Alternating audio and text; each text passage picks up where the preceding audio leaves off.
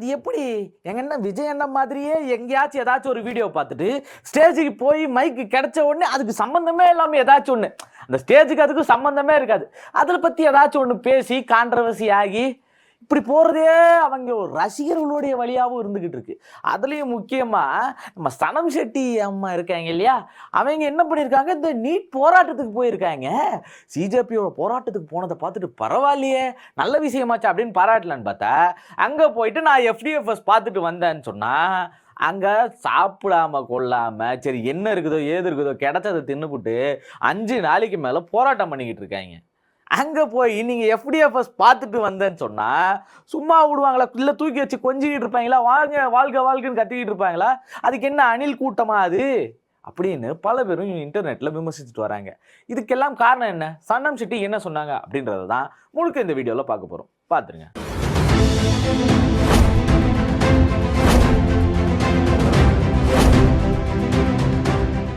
வணக்கம் அன்பு தமிழ் சொந்தங்களே. கிட்டத்தட்ட நீலம் ஸ்டூடெண்ட் மூமெண்ட்னு சொல்லி ஆரம்பிச்சு வெற்றிமாறன் அவர்கள் இன்னும் பல பேர் சேர்ந்து என்ன பண்ணாங்க அப்படின்னா ஒரு பெரிய போராட்டம் அப்படின்ற ஒரு பேரில் அவங்க ஒரு மூமெண்ட் எடுத்தாங்க. போராட்டம் இல்லாமல் அது ஒரு ஈவெண்ட் மாதிரியான ஒரு நிகழ்வாக நடந்துச்சு. அதில் இருந்த சில முரண்கள், ஏகப்பட்ட முரண்கள் இருக்குது, அதை நம்ம பின்னாடி தள்ளி வச்சுருவோம். இது ஒரு நல்ல முன்னெடுப்புன்றதுல வரவேற்கிறதுல ஒரு பக்கம். அதில் வெற்றிமாறன் சார் இன்னும் பல நட்சத்திரங்கள் கலந்து கொண்டாங்க அப்படின்னே சொல்லலாம். அந்த நட்சத்திர பட்டாளம் அப்படியே என்ன பண்ணுச்சு அப்படின்னா டி நகரில் நடக்கக்கூடிய பாலன் இல்லத்தில் நடக்கக்கூடிய இந்த சிஜேபியோடைய போராட்டத்துக்கு போய் ஆதரவு தெரிவிக்கிறன்ற விதத்தில் லைனாக வந்தாங்க. ஒருத்தர் ஆதரவு தெரிவித்தாங்க, அவங்களுடைய கருத்துக்களை பகிர்ந்துக்கிட்டாங்க. அந்த ஆதரவை தெரிவிச்சுட்டு அவங்க பாட்டு போகிறது, இந்த மாதிரியான நிறைய வேலைகள் இருந்துகிட்டு இருந்துச்சு. அறிவாளர்கள், வெற்றிமாறன் அவர்கள் இவங்க எல்லாருமே கலந்துக்கிட்டாங்க, அவங்களுடைய கருத்துக்களை தெரிவிச்சுட்டு இருந்தாங்க. அதே இடத்துக்கு வந்த சனம் ஷெட்டி அவர்கள், அவங்கள பற்றி தான் நமக்கு தெரியுமே, பக்காவான ஒரு விஜய் ரசிகை அப்படின்னு சொல்லலாம், ஒரு பக்கா அணில் அப்படின்னு சொல்லலாம். சொல்ல முடியாது, நான் மற்ற வார்த்தைகளை பயன்படுத்தலாம், பட் அந்த வார்த்தைகள் அங்கே சரி வராது, அது எப்பவும் அவங்கள ட்ரிகர் தான் பண்ணும் அப்படின்றதுனால இந்த வார்த்தைகள் நான் பயன்படுத்திக்கிறேன். கொஞ்சம் எடுத்துக்க முடியாது, இருந்தாலும் அது ஒரு அணில் அப்படின்னு வச்சுப்போமே. அந்த அணில் அங்கே என்ன செய்யணும் அப்படின்னா, நீங்கள் ஒரு எந்த விஷயத்துக்கு அங்கே வந்திருக்கீங்களோ, கிட்டத்தட்ட அங்கே ஒரு நீட் போராட்டம் நடந்துகிட்டு இருக்கு. நீட் தேர்வு வினாத்தாள் முறைகேட்டினால 24க்கும் மேற்பட்ட மாணவர்கள் மட்டுமே இறந்துருக்காங்க, தற்கொலை பண்ணியிருக்காங்க. இதுக்கெல்லாம் என்ன பண்ண போகிறோம், இந்த போராட்டம் கண்டிப்பாக தொடரணும், உங்கள் போராட்டம் வெற்றி பெறணும், இப்படி போய் பேசியிருந்தாங்க அப்படின்னா தூக்கி வச்சு கொண்டாடி இருப்பாங்க பசங்க. ஆனால் அங்கே போயிட்டு அவங்க என்ன பேசியிருக்காங்க, நான் ஜனநாயகன் பார்த்துட்டு வரேன், விஜயோடைய முதல் ரசிகை. அதாவது பழைய டெக்னிக் ஒன்று இருக்கும், எடுத்த உடனே ஆரம்பிக்கிறது என்னன்னா, அந்த மிமிக்ரி ஆர்டிஸ்ட்லாம் என்ன பண்ணுவாங்கன்னா போயிட்டு, இப்போ இங்கே அஜித் ரசிகர் எத்தனை பேர் இருக்கீங்க, விஜய் ரசிகர் எத்தனை பேர் இருக்கீங்க, சூர்யா ரசிகர் எத்தனை பேர் இருக்கீங்கன்னு ஒரு டெக்னிக்கை ஃபாலோ பண்ணுவாங்க. அதுக்கேற்ற மாதிரி யார் அதிகமாக இருக்காங்களோ அதுக்கேற்ற மாதிரி இவங்க அவங்க ஷோ பென் பண்ணுறதுக்கு, கிட்டத்தட்ட விஜய் ரசிகர் அதிகமாக இருக்காங்க அப்படின்னா அந்த வாய்ஸை லாஸ்ட்டில் எடுக்கிறதுக்கான வேலையை பார்ப்பாங்க. ஏன் அப்படின்னா அது வரைக்கும் நம்ம ஷோவை ஆடியன்ஸ் பார்ப்பாங்க, அதை தக்க வச்சுக்கிறதுன்னு ஒரு ஸ்ட்ராட்டஜி. இந்த பழைய ஸ்ட்ராட்டஜியை தூக்கினோட்டிங்க என்ன பண்ணுறாங்க, அதை காரணமாக வச்சுக்கிட்டீங்க என்ன பண்ணுறாங்கன்னா, யார் யார் அதிகமாக இருக்காங்க அவங்களுக்கு சப்போர்ட்டாக பேசணும், அந்த மாதிரியான ஸ்ட்ராட்டஜி இங்கே அப்படியே ஃபாலோ பண்ணுறாங்க. வந்தவுடனே இங்கே எத்தனை பேர் சிஜேபி, எத்தனை பேர் ஸ்டூடெண்ட்டு, எத்தனை பேர் ஜென்ரல் பீப்புளாக வந்திருக்கீங்க இப்படின்ற ஒரு ஆரம்பித்து, நானும் இங்கே ஜென்ரலாக தான் வந்திருக்கேன்ற வரைக்கும் எல்லாம் ஓகே, அது வரைக்கும் சந்தோஷம். எஃப்டிஎஃப்எஸ் போய் பார்த்துட்டு வந்தீங்கன்னதுமே பசங்க டென்ஷன் ஆகிட்டாங்க. அங்கே அவன் கொஞ்சம் கூட மனசாட்சியே இல்லாமல் நீங்கள் விஜயனை ஒரே ஒரு செயல் செஞ்சுருந்தாருன்னா ஆகச்சிறந்த சந்தோஷமாக இருந்திருக்கும். ஒரே ஒரு செயல் என்ன அப்படின்னா, ஜனநாயகன் படத்துக்கு போகிற எல்லாருமே பேண்ட் நீட்டுன்னு ஒரு டிஷர்ட்டை போட்டு போங்க அப்படின்னு சொல்லியிருந்தா நைட்டோட நைட்டாக மொத்த பேரும் அடிச்சிருப்பானுங்க, டிஷர்ட் அடிச்சிருப்பானுங்க. இல்லையா பேப்பரில் எழுதி சட்டையில் ஒட்டிக்கிட்டாச்சு போவானுங்க, மூஞ்சில் பேண்ட் நீட்டுன்னு எழுதிட்டு போவானுங்க. அப்படி செஞ்சுருந்தீங்க அப்படின்னா அது நியாயமாக இருந்திருக்கும். நீங்கள் அப்படி செஞ்சீங்களா? செய்யலை. சரி, அது கூட இல்லை, ஒரே ஒரு ட்வீட் அவருடைய பக்கம் இருக்குல்ல, கிட்டத்தட்ட ஒரே நல்ல பல லட்சங்களை போய் ஃபாலோவர்ஸ் அச்சீவ் பண்ண பக்கங்கள் இருக்குல்ல, அந்த அவருடைய இணையதள பக்கத்தில் ஒரே ஒரு ஹேஷ்டேக் பேன் நீட் இப்படி மட்டுமே அவர் போட்டது. அவருடைய கருத்தும் அது தானே, அவருடைய கொள்கையிலையும் அது ஒன்று தானே, அனிதாக்க போய் நின்னவர் தானே.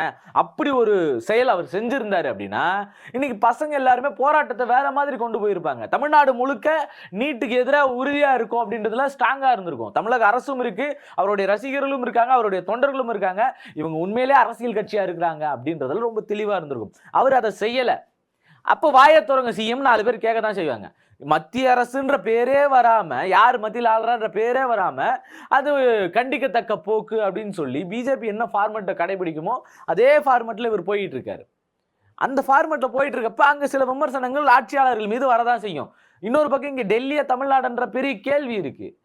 இந்த தமிழ்நாட்டில் போராட்டம் பண்றாங்க. போராட்டம் பண்ற இடத்துல என்ன பண்றாங்கன்னா, நேம் பேட்ச் கூட இல்லாம அரெஸ்ட் பண்ணிட்டு போறாங்க. டெல்லியில நடந்த அதே சம்பவம் அப்படியே இங்க நடக்குது. இது எல்லாத்தையும் கண்டனம் எழுப்ப தானே செய்வாங்க போராட்டக்காரங்க. அதெல்லாம் செய்யக்கூடாதா? இதெல்லாம் செஞ்சுக்கிட்டு இருந்ததுனால இது என்னவோ திரிபுவாதம். அதாவது இந்த போராட்டமே நீட்டுக்கு எதிரான போராட்டம். இந்த நீட்டுக்கு எதிரான போராட்டத்தை 3 விதமா பிரிக்கிறாங்க. ஒன்னு டிவிகேக்கு எதிராக தான் இவங்க முழுக்க பேசிக்கிட்டு இருக்காங்கன்னு ஒரு பக்கம் கிளப்பி விட்டுட்டு இருக்காங்க. டிவிகே விசஸ் டிஎம்கே மாதிரி அது மாறிடுச்சு. அங்க டிஎம்கே ஆளுங்களும் வந்திருக்காங்க, டிவிகே ஆளுங்களும் இருந்திருக்காங்க. அதே இடத்துல இன்னொரு பெண், ஒரு இன்ஸ்டா இன்ஃப்ளூயன்சர் என்ன பண்ணியிருக்காங்க அப்படின்னா, நான் எஃப்டிஎஃப்எஸ் காலில் போய் பார்த்துட்டேன், அதை பார்த்து முடிச்சுட்டு நேராக நான் இங்கே தான் வந்தேன், நான் அதுக்கு முன்னாடி இங்கே தான் இருந்தேன் அப்படின்னு சொல்லி அவங்க பேசிக்கிட்டு இருக்காங்க. அவங்களுடைய அந்த ஃபேன் மொமெண்ட் நான் என்ஜாய் பண்ணணும், போய் பார்த்துட்டேன், வந்துட்டு நான் இங்கே தான் இருக்கேன், ஸ்டில் இங்கே தான் இருக்கேன். இது எப்படி இருக்கு? நான் பார்த்துட்டு வந்ததுனால நான் ஜோக்கரா அப்படின்னு கேட்குறது எங்கே இருக்கு? யார் உங்களை ஜோக்கருன்னா? நீங்களே சொல்லிக்கிறீங்க. நீங்களே ஒரு அட்டென்ஷன் கிரியேட் பண்ணிக்கிட்டு அந்த இடத்துல அதை அந்த போராட்டத்தை கலைக்கிற விதமாக தான் நீங்கள் செயல்பட்டுக்கிட்டு இருக்கீங்க. வெளியே வேற பேட்டி வேற கொடுக்குறாங்க. என்ன அப்படின்னா, இங்க ஜனநாயகமே இல்லை, ஜனநாயகத்துக்காக போராடுறதா சொல்றாங்க. நீட்டு குறித்து ஒரு வார்த்தை அவங்க வாயை திறக்கலங்க.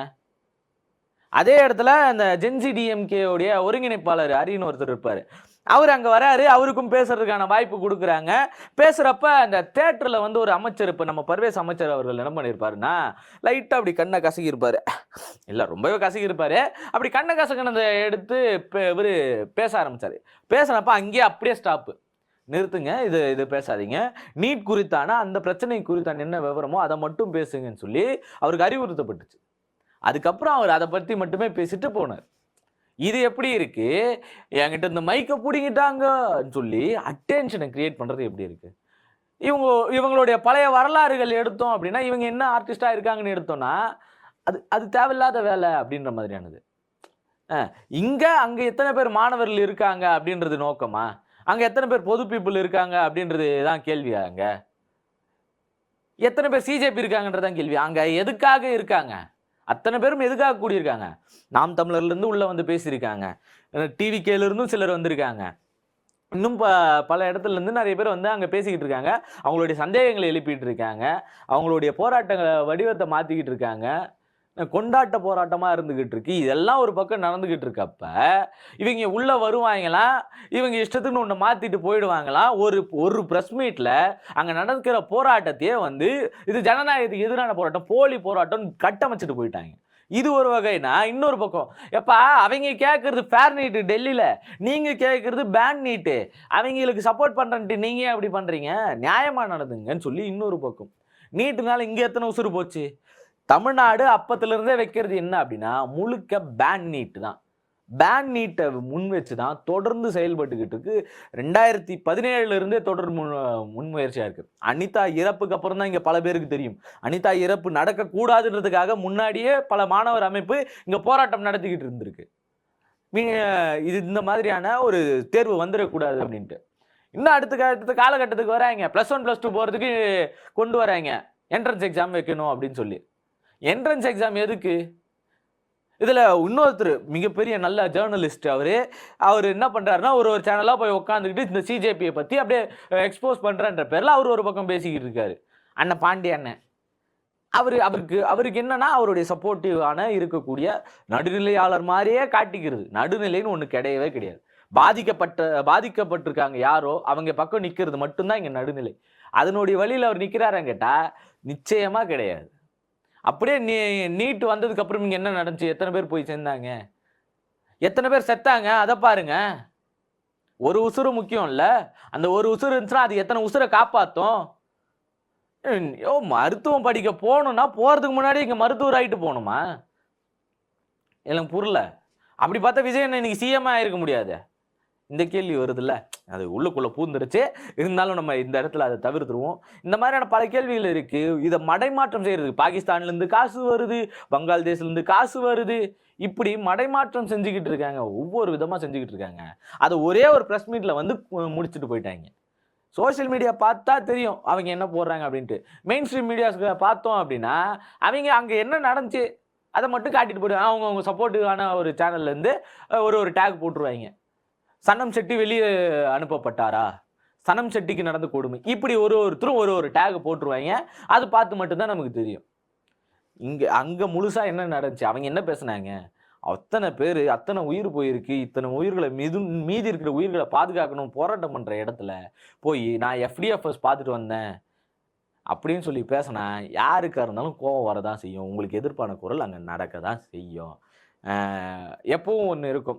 என்ன அப்படின்னா, டிஎம்கே தோத்ததுக்கு முக்கிய காரணம்னு சொல்லி ஒரு சில பேரை மென்ஷன் பண்ற இடத்துல ஜூலின்ற பேரு இடம்பெற்றிருக்கும். டிவிகே உடைய பேர்களை கெடுக்கிற இடத்துல ஒரு சில பேர்கள் வந்துட்டு இருக்கும். அதுல சனம் செட்டின்ற இன்னொரு பேரும் ஆட் ஆயிருக்கு. அவங்க தொடர்ந்து அப்படிதான் செஞ்சுக்கிட்டு இருக்காங்க. அவங்களுடைய ஆதரவும் டிவிகே உடைய ஆதரவும் முதல்வர்கள் விஜய் அவர்களுடைய ஆதரவும் அந்த இடத்துல தேவைப்படுது. அவங்களும் அதை கேட்டுட்டு தாங்க, உங்க கொள்கை தானே பேசுறோம், தயவு செய்து வாய் திறந்து எங்களுக்காகவும் பேசுங்க அப்படின்னு சொல்லி தான் அந்த இடத்துல நடக்கிற போராட்டம் நடக்குது. இதுக்குள்ள போய் இப்படியான குளறுபடிகளை பண்ண சனம் செட்டி அவர்களை பத்தி நீங்க என்ன நினைக்கிறீங்க அப்படின்றத மறக்காம கமெண்ட்ல சொல்லிட்டு போயிடுங்க. நன்றி.